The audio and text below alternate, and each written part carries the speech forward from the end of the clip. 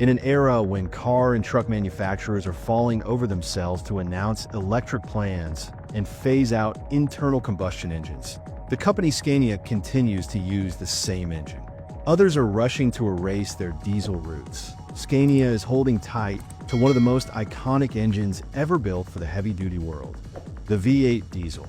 And not only are they refusing to retire it, they're still refining it, celebrating it, and building it for the future. But before we get into why the V8 is still very much alive, it helps to understand who Scania is and why their decisions carry so much weight in the global trucking industry.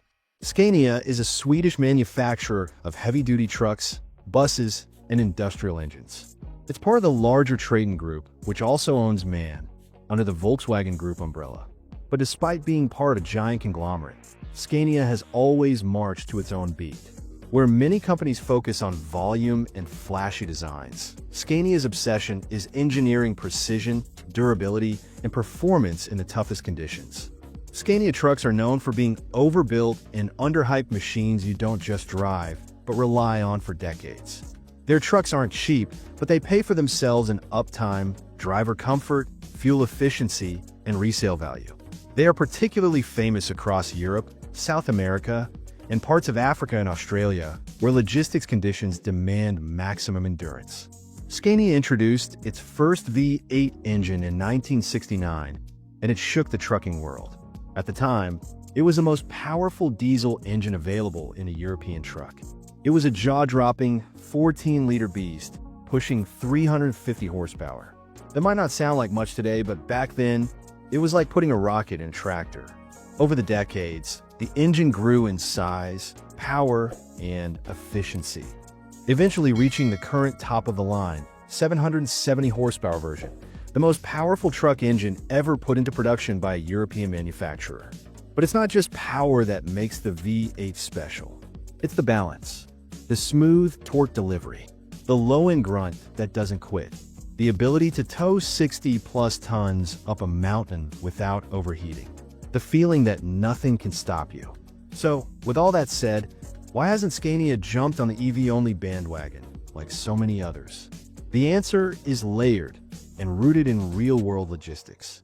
Firstly, electric trucks aren't ready for every job.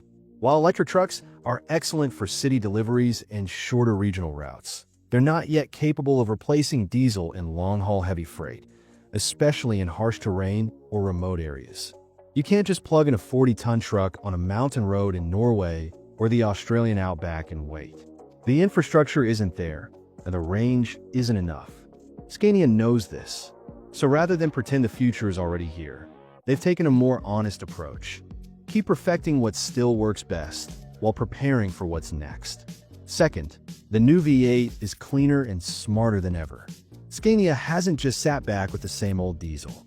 The current V8 engine is the most advanced version yet.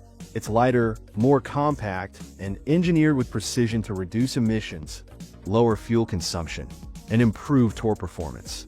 It complies with Euro 6 regulations, and in some setups, it can run on renewable diesel fuels like hydrotreated vegetable oil, offering a cleaner footprint without compromising power.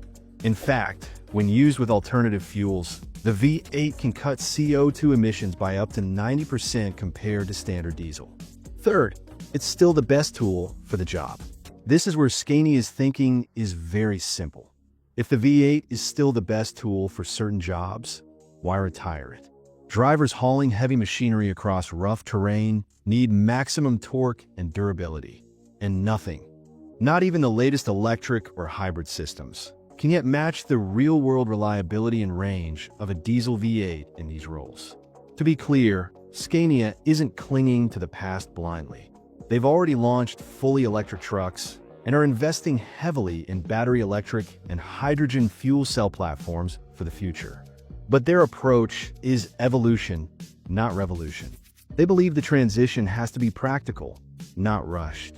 That's why the V8 still has a place, and why it will continue to be developed until electric technology truly matches its performance in every way. Long as there are roads that demand power, trailers that weigh 70 tons, and drivers who need something they can trust with their lives, there will be a place for the V8. It's about using what works, until something better truly arrives. And until then, the V8 roars on. Thanks for watching. Please like and subscribe if you benefited from the video.